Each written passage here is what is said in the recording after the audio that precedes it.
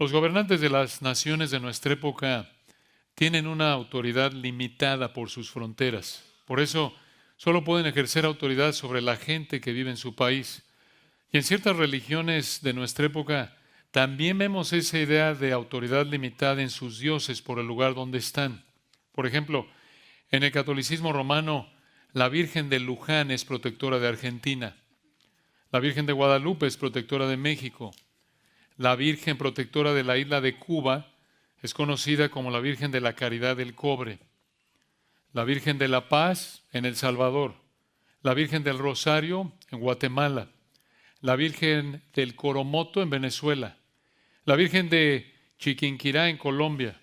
Incluso en Estados Unidos, la Virgen María como la Señora de la Concepción Inmaculada. Con todas estas vírgenes a cargo, por eso el mundo está como está, claro. Por eso está tan mal el mundo, claro. Ahora, obviamente, hermanos, no están a cargo porque no existen tal como dice la Biblia. Y eso no es nada nuevo, así era en la época del Antiguo Testamento. Las naciones pensaban que los dioses que tenían reinaban de manera limitada en cierto lugar o cierta situación. Ustedes recordarán en Éxodo capítulo 7 al 12 vemos las 10 plagas contra Egipto. Y varias de ellas fueron un ataque directo contra diferentes dioses de Egipto. ¿Por qué? Porque atacaban elementos que se asociaban con algún dios egipcio. Y de esta manera el Señor demostró que los dioses falsos, muertos, de la nación más poderosa del mundo en esa época, que era Egipto, no podían sostenerse ante el único Dios vivo y verdadero, el Dios de Israel. Allí en Segundo de Reyes, capítulo 5, volvemos a ver esta idea de que los dioses eran dioses en el territorio de una nación, no en todas partes.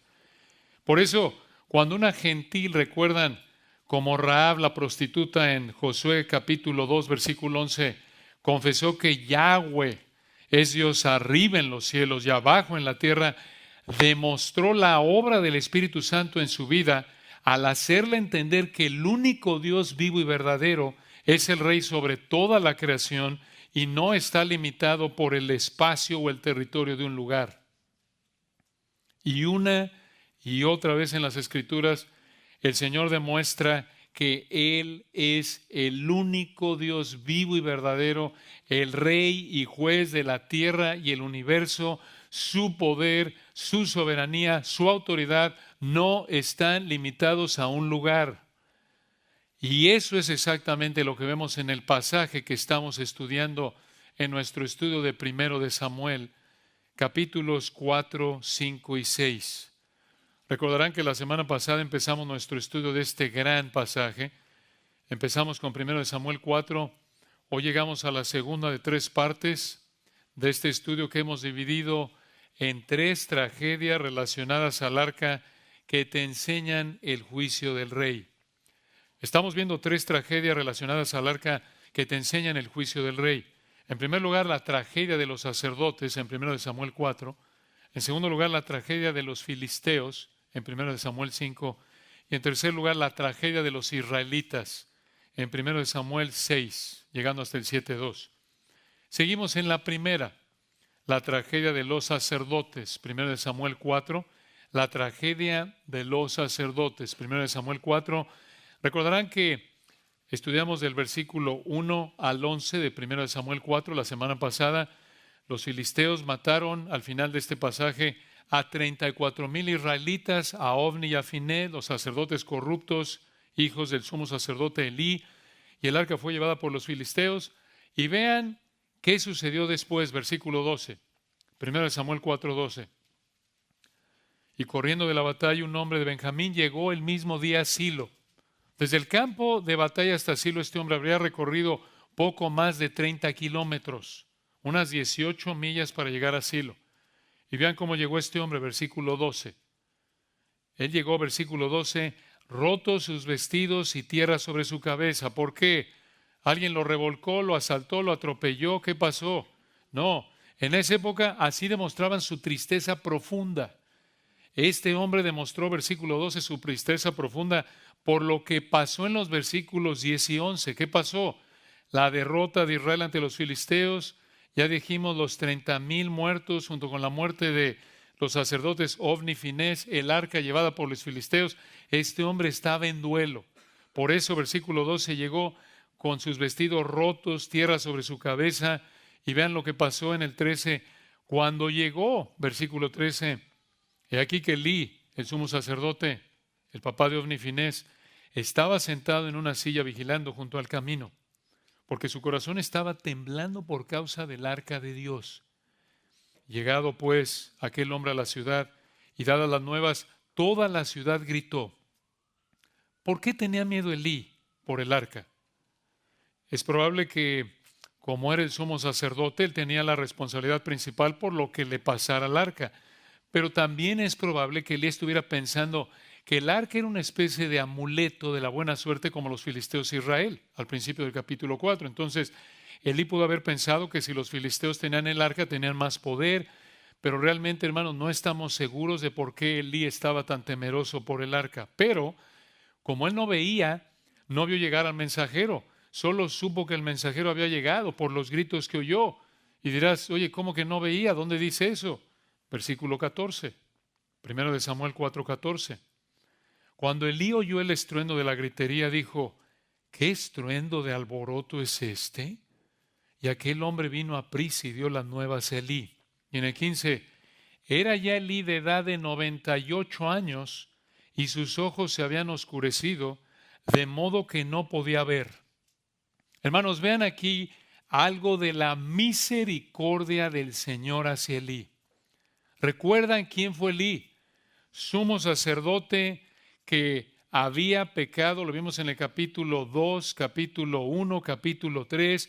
Vimos cómo él era un hombre que había permitido mucho pecado en sus hijos Ofni y Finés. ¿Recuerdan? Se acostaban sus hijos con las mujeres que venían a servir al tabernáculo, tomaban lo que era de Dios, la grasa de las ofrendas de los animales que sacrificaban en sacrificio a Dios, en ofrenda a Dios, que Dios había mandado que la grasa era para él. Sin embargo, Ofni y Finés la tomaban para ellos y él también participaba de eso, y por eso, explicamos, probablemente por eso él también estaba tan obeso. Lo vamos a ver aquí en un momento. A pesar de tanto pecado en Elí, el Señor le concedió, versículo 15, llegar a la edad de 98 años. ¿Qué es eso? Misericordia, gracia. Y hermanos, es la misma razón por la que estamos aquí, ¿no es cierto?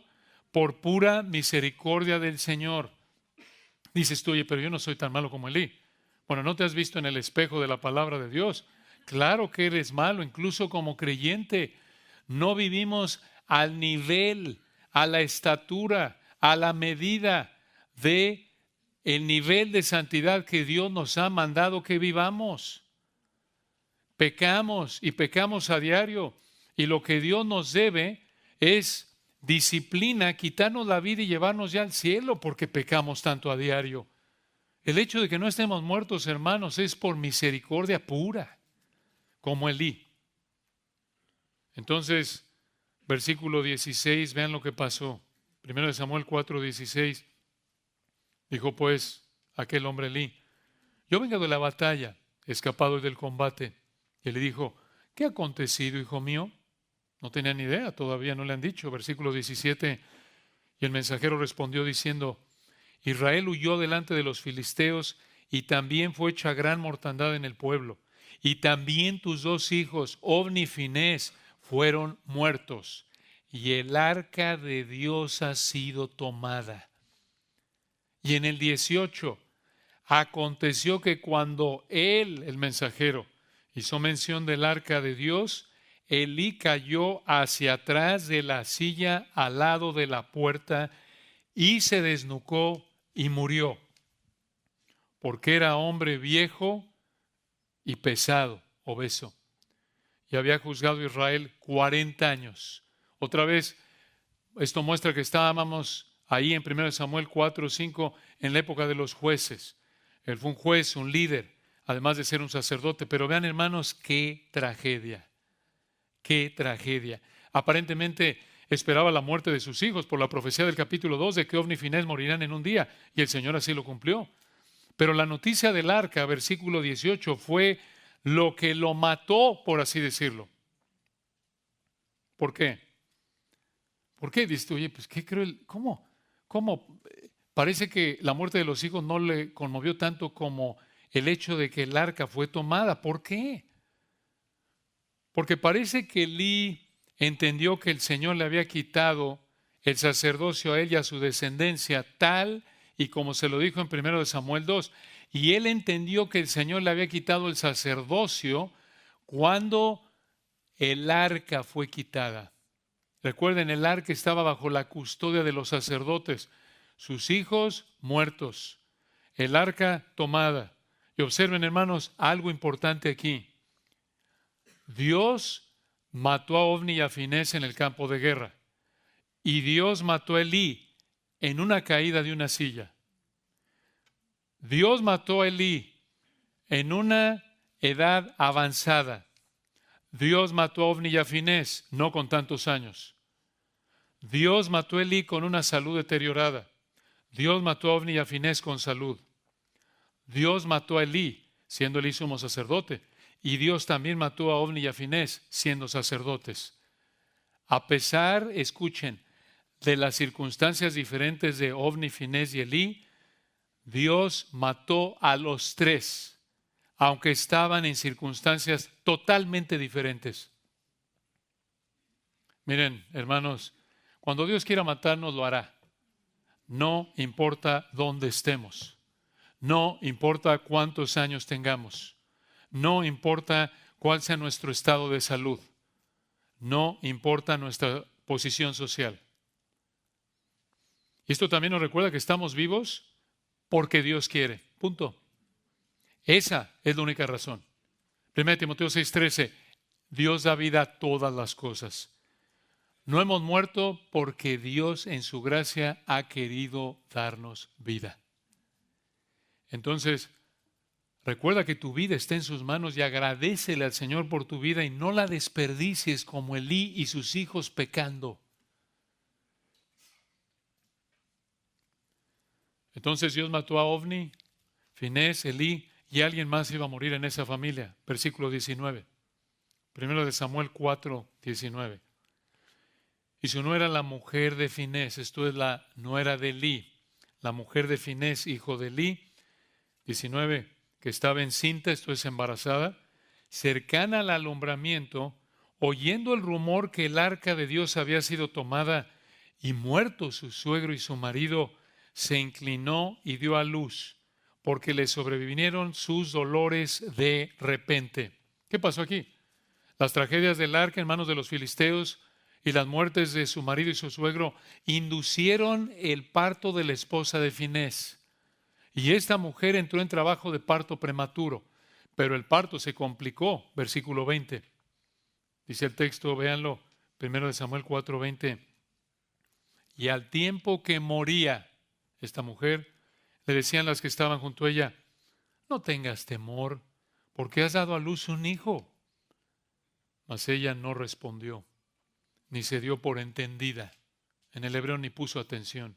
Versículo 21, escuchen esto. En el 21, esta mujer al borde de la muerte llamó al niño Icabod, diciendo traspasada, o en el hebreo, se ha ido la gloria de Israel por haber sido tomada el arca de Dios y por la muerte de su suegro y de su marido. En el 22 dijo pues, traspasado otra vez, se ha ido la gloria de Israel porque ha sido tomada el arca de Dios. Observen que aquí aparentemente la esposa de Finés mostró la misma manera de pensar equivocada, idólatra, que vimos al principio del capítulo 4. ¿Cuál fue esa manera de pensar? Ella pensó que Dios se había ido porque el arca se había ido. Eso es un error. Claro que fue una deshonra para Dios esto de que el arca estaba en manos de los filisteos, pero Dios no se había ido. Recuerden, porque Dios no era el arca. El arca solo simbolizaba la presencia de Dios. Y como lo explicamos a detalle la semana pasada en base a un diccionario teológico, de todos los artículos del tabernáculo, el más sagrado era el arca. Y recuerden, hermanos, esta fue la primera vez en la historia de Israel que el arca no estaba en las manos de los israelitas, sino en las manos de los idólatras, paganos, gentiles, filisteos en este caso. Esto fue una tragedia, una tragedia. 34,000 israelitas muertos aquí. 4 muertos en esta familia, uno tras otro. Los 2 hijos, el papá, la nuera. Un bebé huérfano. Y el bebé que nació, Icabod, con un recordatorio constante que la deshonra a Dios se llevó a cabo por manos de su abuelo y su papá, su tío, en el manejo del arca, y también tuvo que ver el pecado de su abuelo y sus papás con la muerte de su abuelo, su tío, su papá y su mamá. Y la peor tragedia de todo, el Señor deshonrado, blasfemado, vituperado por los gentiles. Imagínense, hermanos, el niño creciendo. Icabod, ven para acá. Ven a comer, Icabod. Icabod, ¿por qué? ¿Por qué ese es tu nombre? Un recordatorio constante de esta tragedia. ¿Y qué causó toda esta tragedia? En términos humanos, el pecado de Israel. Porque esto fue un juicio del Señor contra Israel. Y primordialmente, escuchen, fue el pecado de los líderes espirituales de Israel. ¿Quiénes? El pecado del sumo sacerdote Elí, sus 2 hijos Ofni y Finés, que también eran sacerdotes. Este capítulo, hermanos, nos debe dejar temblando. Debe infundir en nosotros un temor santo, saludable de Dios, un asombro reverente. Debe motivarnos a evitar el pecado ante la tragedia que causa el pecado. No podemos atrevernos a pensar que podemos manipular a Dios y retarlo con nuestro pecado como si Él no fuera a juzgarlo. Y en ese momento, hermanos, como acabamos de leer, la esposa de Finés pensó que todo estaba perdido. Desde el punto de vista humano, no pensando conforme a la palabra de Dios, todo estaba perdido. Por eso dijo ella, Icabod, Icabod. Y no menospreciamos su tristeza.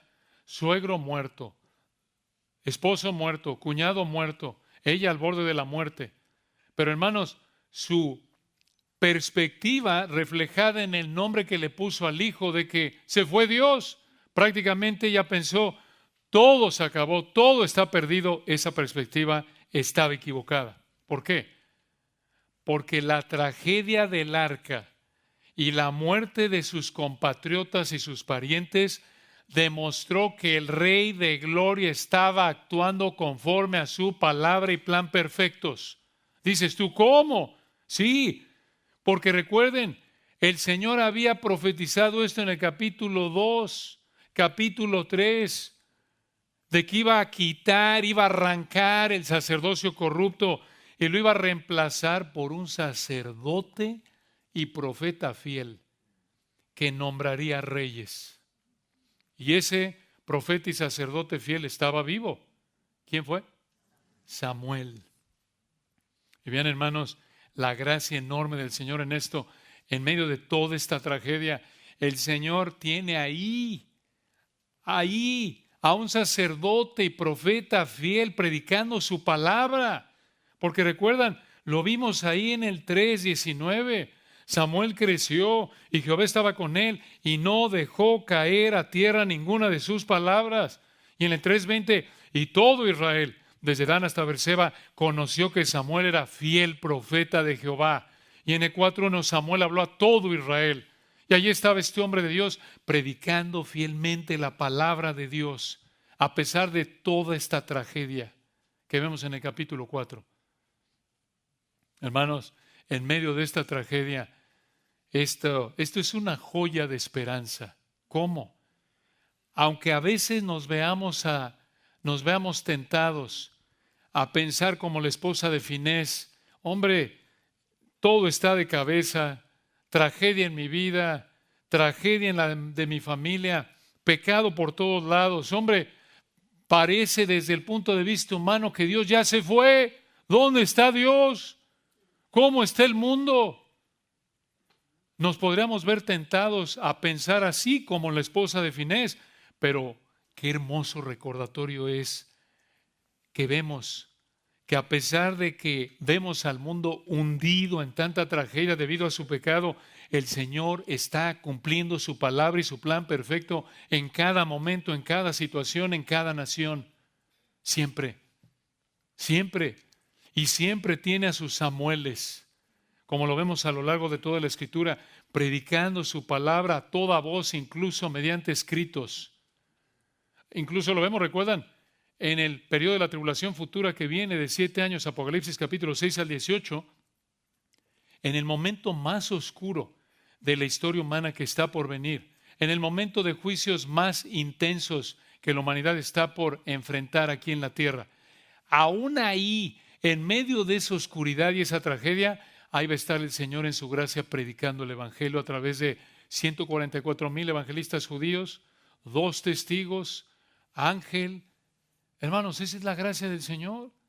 Entonces, cuando ves lo que te rodea, ves la tragedia del pecado y trae dolor y quebranto y desventura hay en el camino de el que se entrega al pecado y enfrenta la tragedia del juicio de Dios debido a su pecado.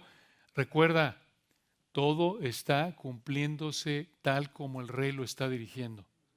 Todo, al pie de la letra, en toda nación, en toda situación. El Señor está cumpliendo su palabra y su plan eterno. Entonces, vemos aquí en 1 Samuel capítulo 4 la tragedia de los sacerdotes, que es la primera de 3 tragedias relacionadas al arca que te enseñan aquí el juicio del rey. Pero vean, la segunda realmente es una categoría de tragedias, porque no es una tragedia, son varias.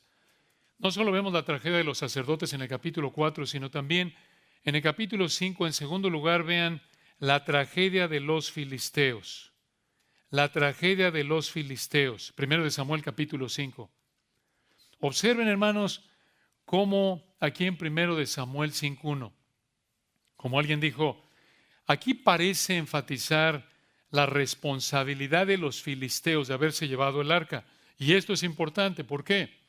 Porque muestra que eran culpables y que ellos merecían los juicios que el Señor mandó contra ellos, que vamos a ver aquí a partir del capítulo 5, véanlo, 5:1.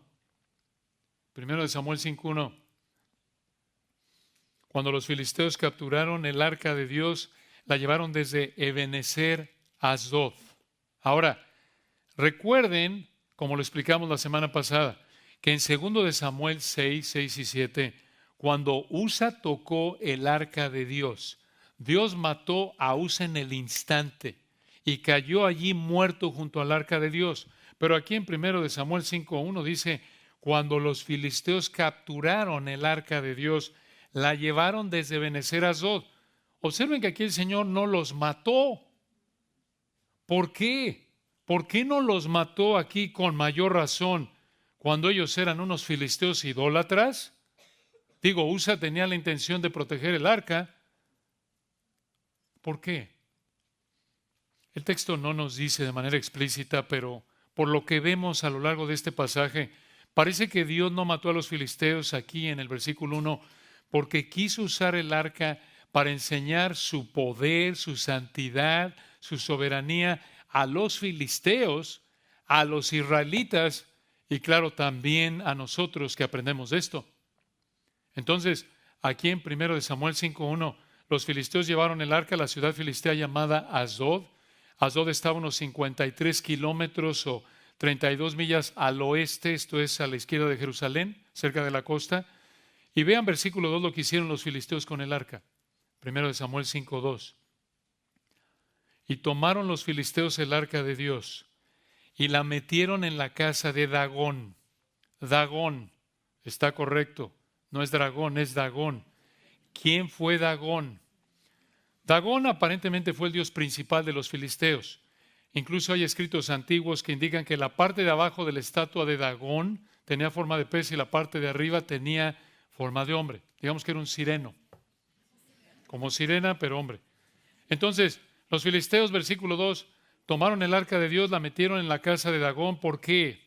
¿Por qué tomaron el arca del Señor los filisteos y la metieron en el templo de su dios Dagón? Porque haber hecho esto demostraba para ellos en esa época que su dios Dagón había derrotado al Dios de los israelitas. Y esto de meter el arca del Señor en la casa de Dagón probablemente también demostró que estaban agradecidos con su dios Dagón, porque ellos pensaban que Dagón hizo que ellos pudieran ganar la batalla contra Israel. Y entonces el arca habría sido como un regalo, como una ofrenda de gratitud para Dagón, y por eso colocaron el arca ahí en el templo de Dagón. Ahora, esto probablemente les recuerda lo que estudiamos hace unos meses. Siglos después, ¿quién, recuerdan ustedes, otra nación gentil conquistó Israel y tomó utensilios del templo y los metió al templo de su Dios? Babilonia. ¿Recuerdan Nabucodonosor? Siglos después, en Daniel 1, 1 y 2, el Señor volvería a tomar artículos del templo y los entregaría en manos de otra nación impía, Babilonia. Y Babilonia, recuerdan, nos dice el texto ahí, tomaría los artículos del templo del Dios de Israel, también los metería en el templo de su Dios. Y desde aquí, escuchen esto, el Señor le estaba mostrando a Israel que cuando una nación gentil metía los artículos del templo de Yahweh en el templo de un Dios falso, era porque los estaba juzgando por su pecado. ¿No querían adorar al Señor los israelitas? Muy bien. Entonces el Señor les quitaría el privilegio de adorarlo y les quitaría los instrumentos de adoración. ¿Querían ellos actuar como idólatras? Muy bien. Los iba a tratar como idólatras y sufrirían como idólatras. ¿No quieres adorar al Señor? Romanos 1, muy bien. No hay problema. Te entrega lo que adoras y sufrirás por ello. Y en tu deseo por satisfacer tu deseo pecaminoso, no vas a buscar la manera de adorar a Dios, y de esta manera indirecta Dios te va a quitar el oír su palabra, el hambre por su palabra. Obvio, si eres un incrédulo, necesitas arrepentirte. Necesitas arrepentirte. No puedes decir que eres cristiano y piensas que no hay problema. No, sí hay problema. Romanos 1, Dios te va a entregar a tu pecado. Estás bajo el juicio de Dios si no te arrepientes y crees. Y esa ira temporal, ese placer temporal que te trae tu pecado, también va a caracterizarse porque el Señor va a traer quebranto y desventura a tu vida, Romanos 3, tragedia, dolor. Y esa ira temporal, si no te arrepientes y crees en Él antes de morir, Dios la va a convertir en ira eterna en el infierno, que es lo que mereces. Entonces, versículo 2, vean dónde pusieron el arca ahí. Primero de Samuel 5:2, en el templo de Dagón, al final del versículo 2, y la pusieron junto a Dagón. ¿Por qué? ¿Por qué colocar el arca al lado o junto a la estatua de Dagón? Probablemente porque querían honrar al Señor al colocarlo al mismo nivel de su dios Dagón. Y al hacer esto, ellos esperaban que el Señor les ayudara. De nuevo, esto demuestra que estaban muertos espiritualmente, estaban ciegos espiritualmente. Los filisteos pensaban como la mayoría de la gente de su época. ¿Cómo? Ellos pensaban que el arca era Dios mismo y que Dios era solo el Dios de la nación de Israel y solo ejercía su autoridad en el territorio de la nación de Israel. Y al colocar el arca al lado de Dagón, estaban ellos añadiendo otro Dios y esperaban que el Señor les ayudara. Así como tu hermana, que añades otra tacita que te regalaron en Navidad ahí a tu vitrina para que se vea bonita, así como colección. Esa era la mentalidad de los filisteos. Pues añadimos otro Dios, ya creció nuestro poder, porque no solo tenemos a Dagón que nos cuida aquí en Filistea, sino también ahora tenemos a Yahweh. Ellos pensaban que era el arca que cuida a Israel, entonces ya creció nuestro poder. Pero obviamente esto era una blasfemia total. Recuerden que el Señor mandó que solo ciertos israelitas podían cargar el arca, debía el arca estar en el lugar santísimo del tabernáculo. No podían ni verla. Solo los sacerdotes, hijos de Aarón, Números 4, recuerdan, la veían. Solo el sumo sacerdote una vez al año, Levítico 16, en el día de la expiación. La empacaban cuidadosamente cuando se mudaba el tabernáculo del lugar. Pero aquí en 1 Samuel 5:2, los filisteos idólatras tomaron el arca, la llevaron hasta Asdod y la metieron en este templo pagano y la trataron como si fuera Dios mismo y trataron al Señor como si fuera otro Dios falso como Dagón. Digo, esto es blasfemia tras blasfemia tras blasfemia. Este trato del arca y del Señor fue una deshonra para el Señor. Y vean en el versículo 3 cómo respondió el Señor a esta blasfemia de los filisteos. 1 Samuel 5:3. Y cuando al siguiente día los de Asdod se levantaron de mañana, he aquí Dagón postrado en tierra delante del arca de Jehová. Esta estatua estaba postrada ante el arca. Obviamente esto el Señor lo hizo de manera sobrenatural. Ningún humano estuvo ahí la noche anterior. ¿Por qué hizo esto el Señor? Para mostrar la superioridad de Yahweh, el único Dios vivo y verdadero, sobre Dagón, un Dios muerto y falso. Y versículo 3 al final, esto es muy importante. Vean como en toda la Escritura la exactitud con la que el Espíritu Santo dice esto. Vean los detalles. Vamos a explicarlo aquí. Versículo 3 al final. Y tomaron a Dagón y lo volvieron a su lugar. ¿Por qué es importante esto? Porque esto muestra la impotencia de Dagón. El Dios invisible hizo que esta estatua estuviera postrada ante el arca. Y los filisteos tuvieron que levantar la estatua de Dagón y volverla a colocar en su lugar. Vean lo que está pasando aquí, hermanos. Escuchen. El Dios Dagón, el Dios que supuestamente había derrotado a Yahweh en la guerra, ni siquiera podía levantarse del suelo. Esa es la idea. Necesitaba que sus adoradores lo cargaran. ¿Por qué? Porque era falso, impotente, inexistente, inventado por ellos, y su existencia dependía de ellos, como las vírgenes que mencionamos hace un momento. Hace varios años atrás, un hermano que ya está con el Señor hizo esta pregunta: ¿qué tipo de Dios tienes? ¿Uno que te carga o uno que tienes que cargar? ¿Qué tipo de Dios tienes? La pregunta es para ti hoy. ¿Uno que te carga o uno que tienes que cargar? Si vives para cualquier cosa que no sea el Dios verdadero, muestras que tienes un Dios que tienes que cargar. Porque recuerden que la idolatría no es solo una estatua, sino Colosenses 3:5. Cualquier otra expresión de idolatría es vivir para lo que no es Dios, satisfacer tus deseos antes que Dios. Avaricia, que es idolatría, Colosenses 3:5. Si vives para cualquier cosa que no sea el Dios verdadero, muestras que tienes un Dios que tienes que cargar. Y en algunos casos esto es literal, realmente cargas a tu Dios. Si vives para el dinero, cargas a tu Dios en tu bolsa. Si vives para la ropa, cargas a tu Dios en tu cuerpo. Si tu Dios es tu soberbia, tus intereses personales, tú los cargas, por así decirlo, a donde quiera que vas. Pero si vives para obedecer a Dios, das evidencia de que el Señor Jesucristo te ha salvado. Y el Dios vivo y verdadero es el que te carga, por así decirlo, y te carga al guiarte, cuidarte, usarte, sostenerte, mantenerte vivo, proveyéndote todo lo que necesitas para cumplir sus propósitos perfectos. El Dios que carga es el único Dios vivo y verdadero, nuestro glorioso Señor Jesucristo. Él no habita en templos hechos por manos humanas, Hechos 17, ni es honrado por manos de hombres como si necesitase de algo, pues Él es quien da a todos vida y aliento y todas las cosas. Él carga la creación.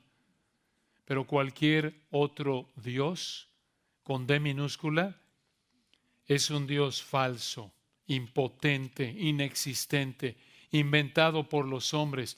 Y la existencia de ese Dios con D minúscula depende de los que lo inventaron, de los que lo adoran.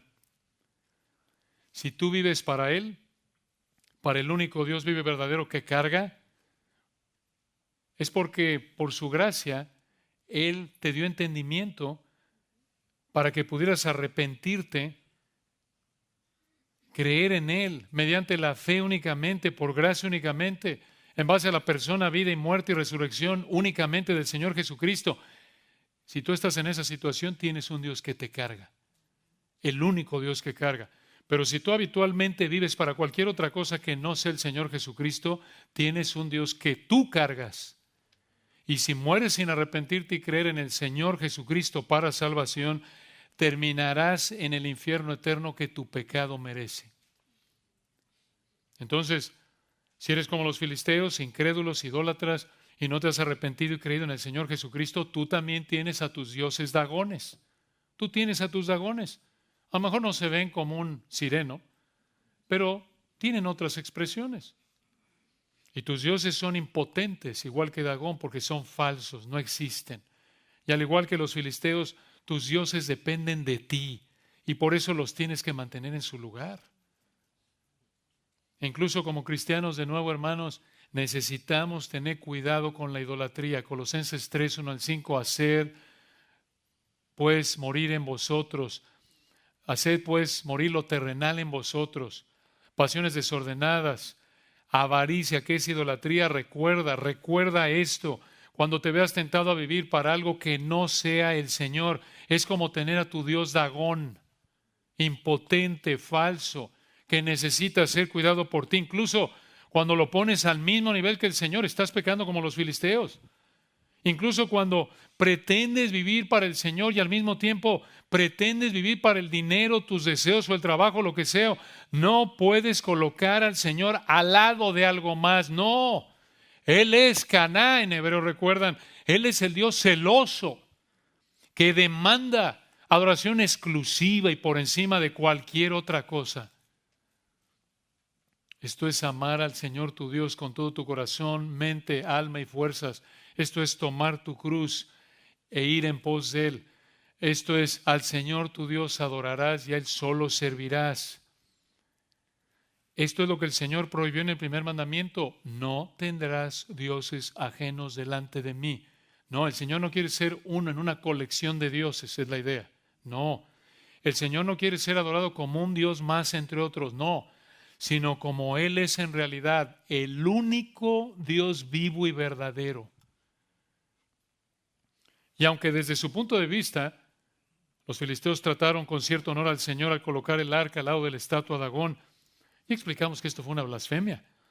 Así también no cometas tú la blasfemia de colocar en tu mente y vida, incluso como cristiano de nuevo, algo al lado del Señor. Él merece y ordena y quiere que todo esté debajo de Él, no al lado ni arriba de Él, sino debajo de Él, porque, como dijo Ana allá atrás en 1 Samuel 2:2, no hay ninguno fuera de Él. Observen el versículo 4. Regresemos a 1 Samuel 5:4. En el versículo 3 tomaron la estatua de Dagón, la pusieron en su lugar, y 1 Samuel 5:4, volviéndose a levantar de mañana el siguiente día, he aquí que Dagón había caído postrado en tierra delante del arca de Jehová, y la cabeza de Dagón y las dos palmas de sus manos estaban cortadas sobre el umbral. Umbral aquí se refiere al escalón de la entrada del edificio, habiéndole quedado a Dagón el tronco solamente. De nuevo, de manera sobrenatural, Dios hizo esto, pero ahora fue más fuerte que la primera vez, porque ahora, allí en el versículo 4, Dios le rompió la cabeza y las dos palmas de las manos a la estatua de este Dios falso y las colocó sobre el escalón de la entrada. ¿Por qué hizo esto el Señor? Por otros textos bíblicos sabemos que esto de haberle cortado la cabeza y las manos significaba que Dagón estaba muerto, estaba derrotado. Aquí el Señor volvió a mostrar su superioridad sobre Dagón, ese Dios falso. Entonces, en el versículo 4, encontraron las manos y la cabeza de la estatua de Dagón ahí en el escalón de la entrada al templo de Dagón. Y versículo 5, vean lo que hicieron los sacerdotes. 1 Samuel 5:5. Por esta causa los sacerdotes de Dagón y todos los que entran en el templo de Dagón no pisan el umbral de Dagón en Asdod hasta hoy. Esto vuelve a mostrar la superstición de los filisteos. Ellos pensaron que ese escalón estaba bajo maldición, entonces se lo saltaban. Prácticamente como, ya saben, la clásica, ¿no? De que está abierta la escalera, no pases por allá abajo. Un gato negro, voltéate. No, hermanos, esa es la misma idea, superstición. Y versículo 6, a partir del versículo 6, vean cómo Dios incrementó su nivel de juicio contra los filisteos. En los versículos anteriores que acabamos de ver, prácticamente aquí en el 5, 3 al 5, fue contra solo la estatua. Pero ahora el Señor los va a juzgar de manera directa a los filisteos. Versículo 6. Y se agravó la mano de Jehová sobre los de Asdod. Una pausa ahí. Otra vez, observen aquí el Espíritu Santo lo que está enfatizando. Dice el texto en el 6, se agravó la mano de Jehová. La palabra mano aquí describe el poder del Señor al actuar. El Señor no tiene manos porque es espíritu. Claro, el Señor Jesucristo es el Dios hombre. Pero hablando aquí específicamente en este texto, la mano de Jehová no tiene manos porque es espíritu. Pero la palabra mano aquí se refiere en el 5:6 de 1 de Samuel al poder del Señor en operación. El poder del Señor actuando. Vean aquí una diferencia enorme entre Yahweh, el Dios verdadero, y Dagón, un Dios falso. Versículo 5, las dos palmas de Dagón estaban cortadas. Y aquí en el versículo 6, se agravó la mano de Jehová sobre los de Asdod y los juzgó. Observen que aunque Dagón era una estatua con manos, no puede hacer nada con las manos. ¿Por qué? Porque solo es una estatua. No tiene vida, no puede usar las manos. Solo le pueden hacer algo, porque no es más que una estatua. Por eso en el versículo 3 tomaron a Dagón y lo volvieron a su lugar. Y en el versículo 4 la cabeza de Dagón y las dos palmas de sus manos estaban cortadas. Y Jehová, Yahweh, que ni siquiera tiene una estatua con manos que lo represente, actúa y juzga a los filisteos. ¿Por qué? Porque Él es el único Dios vivo y verdadero. De hecho, es tan poderoso, esta es la idea aquí, que lo vemos a lo largo de la Escritura. Él es tan poderoso que sin tener manos como hombre, hizo los cielos y la tierra. Lo vemos, por ejemplo, en el Salmo 115. ¿Recuerdan ese hermoso salmo? Lo pueden buscar o solo escuchar. Salmo 115 describe algo de lo que estamos viendo aquí. Salmo 115 dice en el versículo 3, nuestro Dios está en los cielos. Todo lo que quiso ha hecho. Vean ustedes, poder ilimitado, soberanía ilimitada. Contraste, a diferencia de él, versículo 4, Salmo 115, 4, los ídolos de ellos son plata y oro. Esto es, las estatuas son de plata y oro. Versículo 4, obra de manos de hombres. Versículo 5, tienen boca, mas no hablan. Tienen ojos, mas no ven. Versículo 6, orejas tienen, mas no oyen. Tienen narices, mas no huelen. Esto es, tienen forma de humano, pero están muertos. Y escuchen esto, Salmo 115, versículo 7. Manos tienen, mas no palpan. Tienen pies, mas no andan, no caminan. No hablan con su garganta. ¿Por qué? Porque están muertos. Porque versículo 4 son obra de manos de hombres. Ahora, no le digas esto a tu tía que tiene su altar en su sala, tu tía católica, antes de predicar el Evangelio, porque no te va a dar tiempo de predicar el Evangelio, te va a correr. Predica el Evangelio y luego ya entras por acá si quieres. Pero esta es la realidad. Observen el versículo 6. Primero de Samuel 5, 6. Regresemos ahí. Primero de Samuel 5, 6. Y terminamos con esto por hoy. Dice aquí, primero de Samuel 5, 6. Y se agravó la mano de Jehová sobre los de Asdod y los destruyó y los hirió. Esa frase, los destruyó y los hirió, la idea es que hizo que estuvieran aterrados y afligidos con tumores en Asdod y en todo su territorio. ¿Tumores? ¿De qué? Realmente no estamos seguros, el texto no lo dice, pero por la mención de los ratones animales en 1 Samuel 6:4, que veremos si el Señor quiere la semana que entra, parece que esto fue una enfermedad llamada peste bubónica. Peste bubónica que los ratones extendieron. ¿Qué es la peste bubónica? Es una enfermedad causada por bacterias que atacan los nodos linfáticos y hacen que se inflamen ciertas partes del cuerpo. Y aquí el versículo 6 muestra el poder de Dios sobre la enfermedad. Vean ustedes la conexión. No hay coincidencia aquí, no existen las coincidencias. Versículo 6, se agravó la mano de Jehová sobre los de Asdod y los destruyó y los hirió. Él lo hizo con tumores. Es sobrenatural. Intervino de manera directa. Esto, hermanos, nos recuerda. ¿Le recuerda a ustedes allá atrás, alguna nación que tenía conquistado a Israel y Dios trajo enfermedad para juzgar esa nación extranjera? Claro, Egipto. Esto es como el Señor lo hizo en Egipto, en el Éxodo. Le demostró a los filisteos, igual que a Faraón y a su ejército, que Él es el único rey. Él es el único Dios vivo y verdadero. No Dagón, su Dios falso. Pero vean, hermanos, toda enfermedad está bajo el control de Dios. Toda enfermedad está bajo el control de Dios. Lo vemos a lo largo de las Escrituras. No solo pasa esto de que Dios controla la enfermedad aquí en 1 Samuel 5, versículo 6. No, hermanos, si estás enfermo, en últimas, es porque Dios quiere que estés enfermo. Si tienes salud, en últimas, es porque Dios quiere que tengas salud.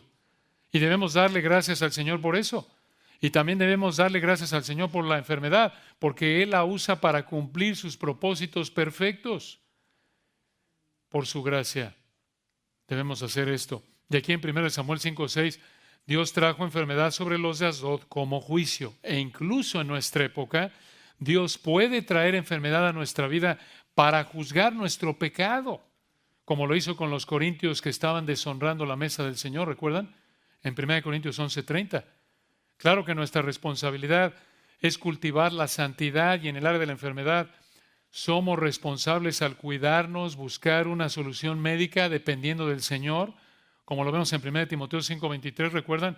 Pablo le dijo a Timoteo, ya no bebas agua sin usa de un poco de vino por causa de tu estómago y de tus frecuentes enfermedades. Pero la verdad más importante que el Señor enseñó en 1 Samuel capítulo 6, capítulo 5 también, claro, pero por hoy capítulo 5, es que el Rey soberano juzga con tragedia a los que lo deshonran, no solo en Israel, sino en Filistea y en cualquier otra nación que lo deshonra. ¿Por qué? Porque el Señor no está limitado por las fronteras como los reyes del mundo, no. Él, Deuteronomio 10:17, es Dios de dioses y Señor de señores. Y escucha, no te puedes esconder de Él en ningún lugar. ¿Recuerdan? David lo dijo en el Salmo 139, ¿a dónde me iré de tu espíritu? ¿A dónde me esconderé de tu presencia? No puedes. No puedes. No hay lugar, no hay escondite, no hay país en donde el Señor no reine. No puedes hacerle como los que cometen un crimen en un país y huyen a otro país para esconderse y que no los juzgue. No. No puedes esconderle tu pecado al Rey de Gloria porque vives en su presencia todo el tiempo. Todo el tiempo. Y esto nos debe motivar a vivir vidas de integridad en todo momento, en todo lugar, en público y en privado, en toda situación, con toda persona. Y para ti que no te has arrepentido y creído en Cristo para salvación, la Biblia dice que todos hemos pecado y todos merecemos el infierno eterno debido a nuestro pecado. Y venir a escuchar la Biblia, tratar de obedecer la Biblia, no hace que Dios te perdone por tu pecado. No, lo mejor que puedes hacer no alcanza el estándar que Dios demanda para que te salve. ¿Cuál es ese estándar? Perfección absoluta. Y no alcanzar ese estándar te hace merecedor del infierno.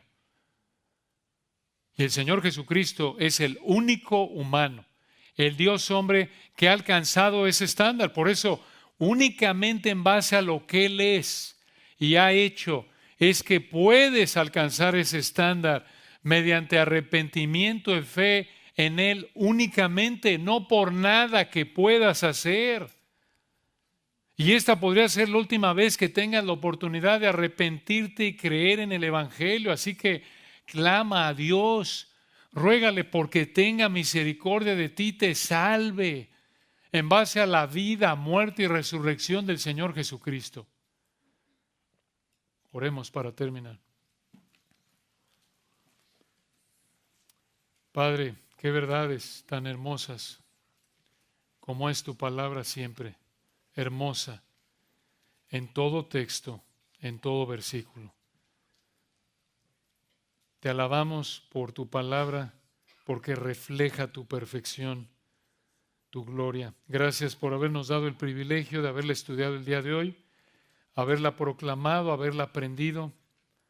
Gracias porque tú eres el dueño de tu creación. Gracias porque no estás limitado a un lugar, a un edificio. Gracias porque no dependes de nosotros, no tenemos que cargarte, sino que tú nos cargas a nosotros. Dependemos de ti en todo. Tú nos das vida y aliento y todas las cosas, te adoramos por ello. Gracias por habernos dado entendimiento para conocerte a ti, al único Dios vivo y verdadero a través de su Hijo Jesucristo. Oramos, Padre, que tu Espíritu nos lleve a examinarnos si estamos teniendo algún dagón en nuestra vida, por así decirlo. Que lo veamos, que nos arrepintamos. Que si alguien en esta mañana no te conoce, alguien espiritualmente, por así decirlo, es un filisteo, aunque aparente ser un creyente externamente, que tu Espíritu rompa la dureza de su corazón, le des entendimiento para ver su pecado y las perfecciones que solo tú tienes, tu amor, tu deseo de salvarlo. Gracias, Señor, por este día. Oramos que estas verdades nos ayuden, Padre, a adorarte con mayor pureza para tu gloria. Amén.